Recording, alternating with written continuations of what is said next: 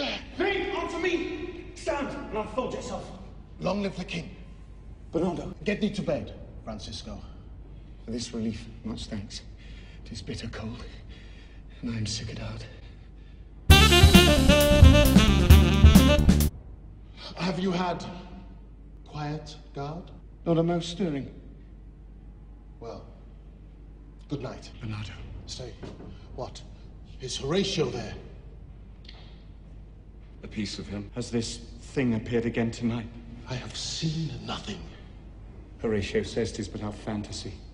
And will not let belief take hold of him, touching this dreaded sight, twice seen of us. Therefore I have entreated him along with us to watch the minutes of this night, that if again the apparition come, he may approve our eyes and speak to it. Last night of all, when yon same star that's westward from the pole had made his course to illume that from my point of view, how it burns, Marcellus and myself, the bell then beating was... Bring the other. Look, when it comes again! Speak to it, Horatio. Looks it not like the king? Mark it, Horatio. Most like. It harrows me with fear and wonder. It would be What art thou that usurped this time of night, together with that fair and warlike form in which the majesty of buried Denmark did sometime march? By heaven, I charge thee, speak, speak, speak! I charge thee, speak! It is gone, and will not answer. Our last king, whose image even but now appeared to us, was, as you know, by Fortinbras of Norway, dared to the combat, in which our valiant Hamlet did slay this Fortinbras, who thus did forfeit with his life all these his lands. Now, sir, and this I take it, is the main motive of our preparations, the source of this our watch, and the chief head of this post-haste and rummage in the land. Soft, behold! Lo, where it comes again. I'll cross it though it blast me. Stay, illusion. If thou hast any sound or use of voice, speak to me. If thou art moved to thy country's fate, which hath before knowing me avoid, oh, speak! Stay and speak! I strike! 'Tis gone. Let us impart what we have seen tonight unto young Hamlet. Oh, shit! We'll speak to him.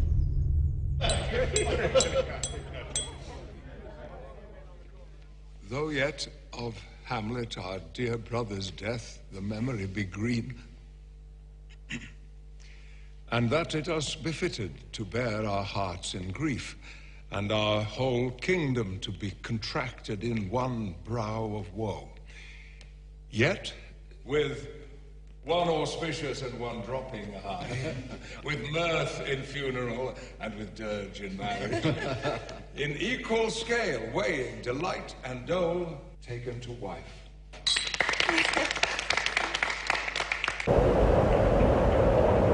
Young Fortinbras, holding a weak supposal of our worth, or thinking by our late dear brother's death, lonely. we have here writ to Norway, uncle of young Fortinbras, that he suppress his nephew's further march and threatening enterprise against our state. And we here dispatch you, good Cornelia,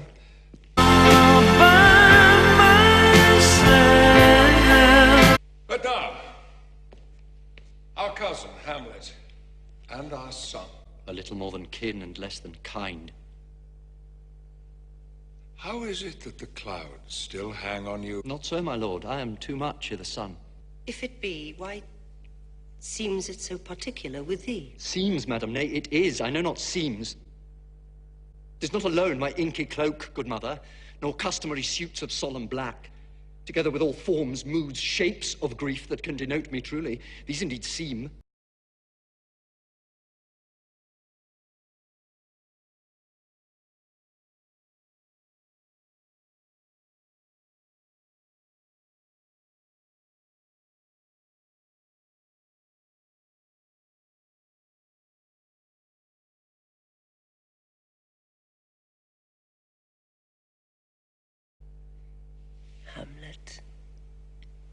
Prythee stay with us.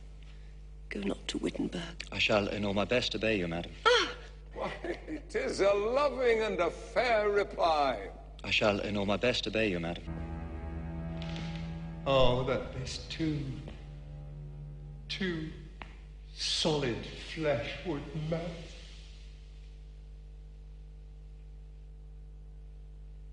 Oh, and resolve itself into a dew. Let me not think on frailty, thy name is woman, a little month. Or ere those shoes were old with which she followed my poor father's body, like Niobe, all tears. Why, she, even she, oh God, a beast that once discourse of reason would have mourned longer. Hail to your lordship. I'm glad to see thee well. Horatio! Oh, I forget myself. The same, my lord, and your poor servant ever. Oh, my good friend, I'll change that name with you. I think I saw him yesternight. Saw who? My lord the king, your father. 2 nights together had these gentlemen, Marcellus and Bernardo, on their watch in the dead vast and middle of the night, been thus encountered. A figure like your father, armed at point exactly, cap a pie, appears before them, and with solemn march goes slow and stately by them. This to me, in dreadful secrecy impart they did. And I with them the 3rd night kept the watch, where, as they had delivered, the apparition comes. I knew your father. These hands are not more like. But where was this? My lord, upon the platform where we watched. Did you not speak to it? My lord, I did, but answer made it none. It's very strange. As I do live, my honoured lord, 'tis true. And we did think it writ down in our duty to let you know of it. Indeed. I will watch tonight. Oh, and sister, as the winds give benefit and as convoy is assistant, do not sleep, but let me hear from you. Do you doubt that?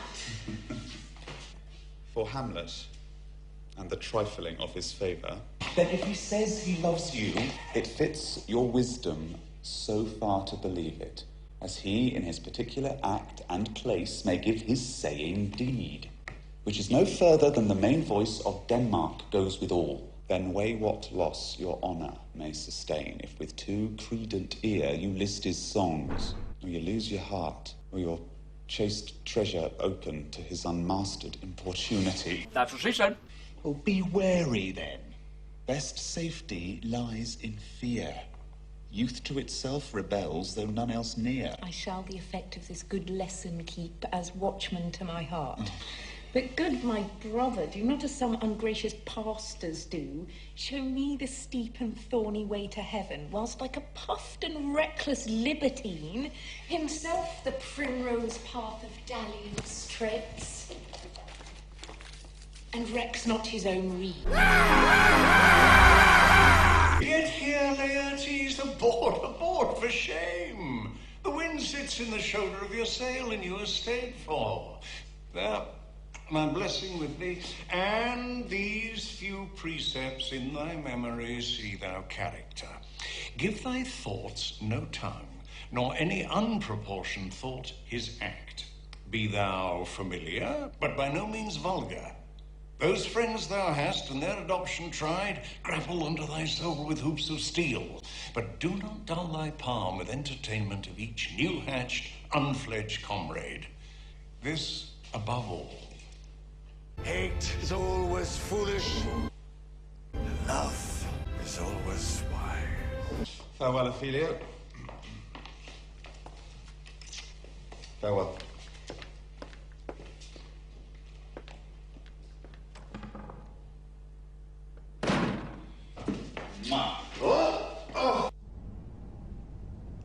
The air bites shrewdly. It is very cold. It is a ripping eager air. What hour now? I think it lacks of 12. No, it is struck. Indeed?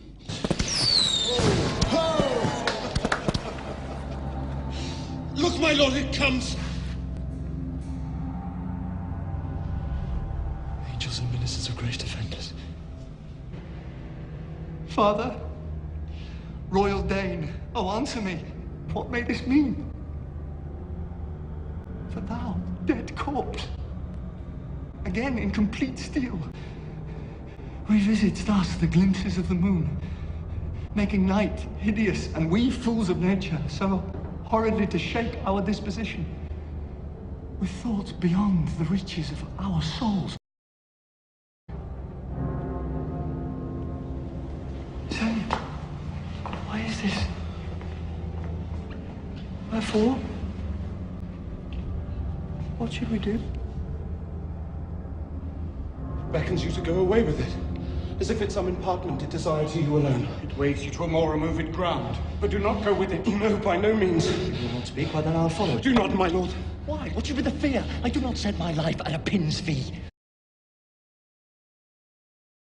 It weighs me still. Go on, I'll follow thee. Shall not go, my lord! Off your hands! Be ruled, you shall not go! My fate cries out, and makes its petty artery in this body as hardy as the Nemean lion's nerve. Still am I called? Unhand me, gentlemen! By heavens, I'll make a ghost of the letter.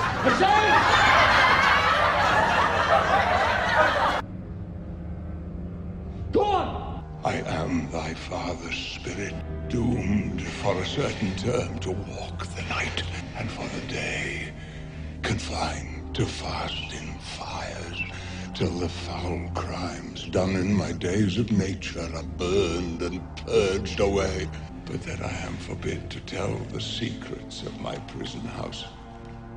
I could a tale unfold whose lightest word would harrow up thy soul, freeze thy young blood, make thy two eyes like stars start from their spheres. List! List! Oh, list! If thou didst ever thy dear father love, oh, God. Revenge his foul and most unnatural murder. Murder! Murder! Most foul.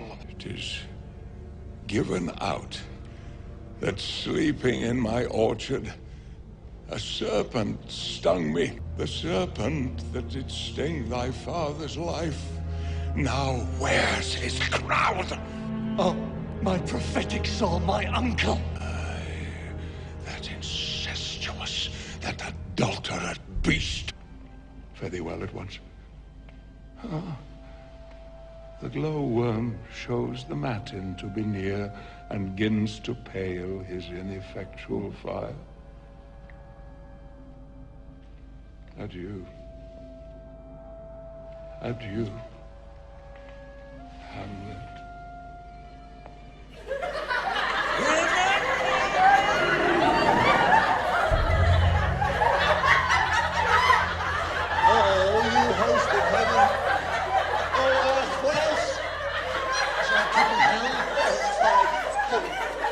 Hold my heart. And you, my sinews grow not instant old, but bear me stiffly up. Remember thee! I have sworn. So be it. There's there a villain dwelling in all Denmark. But he's an arrant knave. Then needs no ghosts come from the graves to tell us this. Why, right, you're in the right, and so without more circumstance at all, I hold it fit that we shake hands and part. You, as your business and desire shall point you, for every man has business and desires, such as it is for mine own poor part. Look you, It is an honest ghost. that let me tell you, for your desire to know what is between us all, master it as you may. And now, good friends, as you are friends, scholars and soldiers, give me one poor request. What is, my lord, we will. Never make known what you have seen tonight. My lord, we will not. Nay, but swear it. In faith, my lord. Not I, nor I, my lord, in faith. Upon my sword. It's sworn, my lord, already. Indeed, upon my sword, indeed. Boy,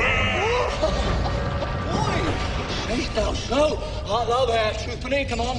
To hear this fellow in the cellar rich, consent to swear. Oath the oath, my lord. Never to speak of this that you have seen. Swear by my sword. Swear! Quick way. Then we'll shift our ground. Come hither, gentlemen, and lay your hands again upon my sword. Never to speak of this that you have heard. Swear by my sword. Oh, Fred! Oh! Canst work in the earth so fast, a worthy pioneer. Once more remove, good friends. Here as before, never, so help you mercy. How strange or odd, so I bear myself. As I perchance hereafter shall think meet to put an antic disposition on. You're trying too hard. So, grace and mercy at your most need. Help you swear! Yes, we swear!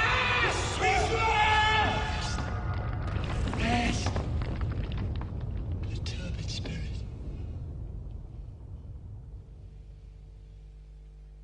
Do you mark this, Ronaldo? Aye, very well, my lord. And in part him. But you may say not well. But if it be he I mean, he's very wild, addicted, so and so, and there, put on him what forgeries you please. Marry, none so rank as may dishonor him, take heed of that. But sir, such wanton, wild, unusual slips as our companions noted, and most known to youth and liberty. As gaming, my lord? Aye. Oh no, Ophelia, what's the matter? Oh, my lord, I've been so affrighted. Lord Hamlet, he took me by the wrist and held me hard. Long stayed he so. At last a little shaking of mine arm, and thrice his head thus waving up and down, he raised a sigh, so piteous and profound, as it did seem to shatter all his bulk and end his being. That done, he lets me go, and with his head over his shoulder turned, he seemed to find his way without his eyes. For out of doors he went without their help, and to the last bended their light on me. Come, this is the very ecstasy of love. What you say? Rosencrantz and Guildenstern.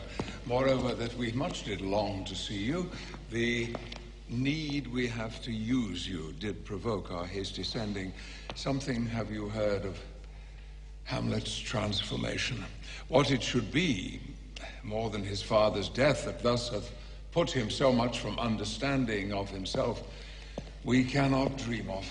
I beseech you that, being of such young days brought up with him, that you vouchsafe your rest here in our court some little time, so by your companies to lead him on to pleasures, and to gather so much as by occasion you may glean whether aught unknown to us afflicts him thus. I do think that I have found the very cause of Hamlet's lunacy. I have a daughter, have while she is mine, who in her duty and obedience, mark, hath given me this. Now, gather and surmise. Maybe you'd be crawling for the door to prevent me from fucking you silly. I'm horny a lot. Sorry. You give good head. Etc. Came this from Hamlet to her? Good madam, stay a while. I will be faithful. You will surely make noise when I take you deep. I will tell you how tight your pussy feels. Ridiculous bulge in my shorts now. Wanna see?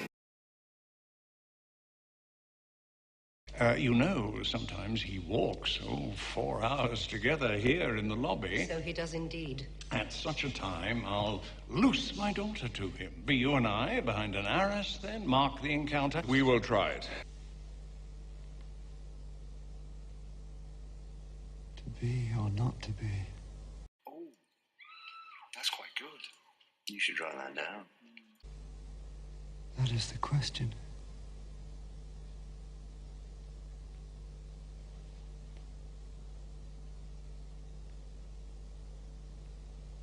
Well, it is nobler in the mind to suffer the slings and arrows of outrageous fortune, or to take arms against a sea of troubles and by opposing end up to die, to sleep no more, and by a sleep to say we end the heartache and the 1,000 natural shocks that flesh is heir to sleep perchance to dream.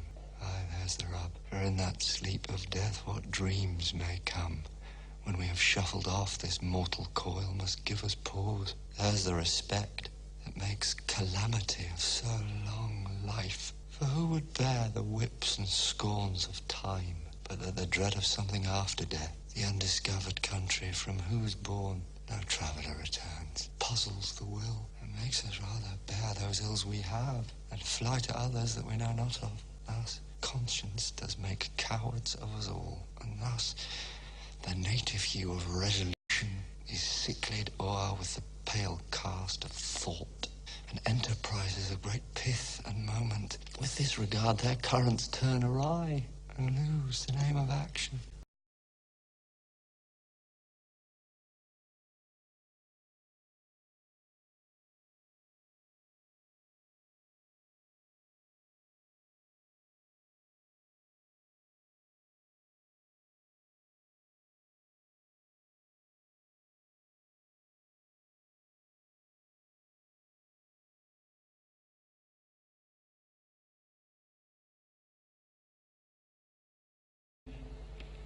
In thy orisons, be all my sins remembered.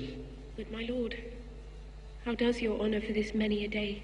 I humbly thank you. Well. My lord. Get thee to a nunnery. Why wouldst thou be a breeder of sinners? I am myself indifferent, honest, and yet I could accuse me of such things. It were better my mother had not borne me. What should such fellows as I do? Crawling between earth and heaven, we are arrant knaves, all. Believe none of us. Go thy way to a nunnery.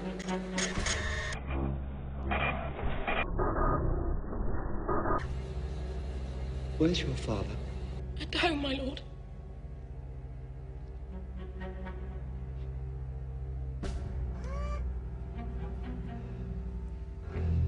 Let the door be shut upon him, that he may play the fool nowhere, but in his own house.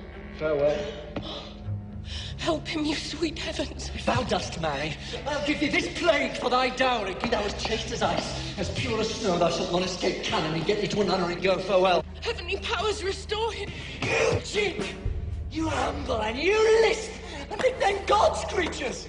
Make your wantonness your ignorance go to! Oh, no morons! It hath made me mad! I shall have no more marriages.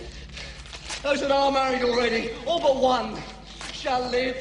The rest shall keep as they are. To a nunnery go! How does my good Lord Hamlet?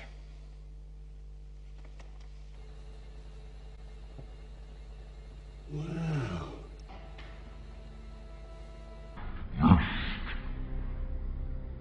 Do you know me, my lord? Excellent, well. You're a fishmonger. Not I, my lord. Then I would you were so honest a man. Honest, my lord? I said to be honest, as this world goes, is to be one man picked out of 10,000. For if a son breed maggots in a dead dog, being a god, kissing carrion of you a daughter. I have, my lord. Oh, he is far gone. And truly, in my youth, I suffered much extremity for love. Very near this. I'll speak to him again. What do you read, my lord? Words. Word. What is the matter, my lord? Slander, sir. For the satirical rogue says here that old men have grey beards. That their faces are wrinkled. Their eyes purging thick amber and plum tree gum. And that they have a most plentiful lack of wit. Well, all which, sir, though I most powerfully and potently believe, yet I hold it not honesty to have it thus set down. For you yourself, sir, should be as old as I am. If, like a crab, you could go backward. Though this be madness, yet there's method in't. Will you walk out of the air, my lord? Into my grave. Indeed, that is out of the air. How pregnant sometimes his replies are. My honourable lord, I will most humbly take my leave of you. You cannot, sir, take from me anything that I would more willingly part with all. Except my life. Except my life. Accept my life.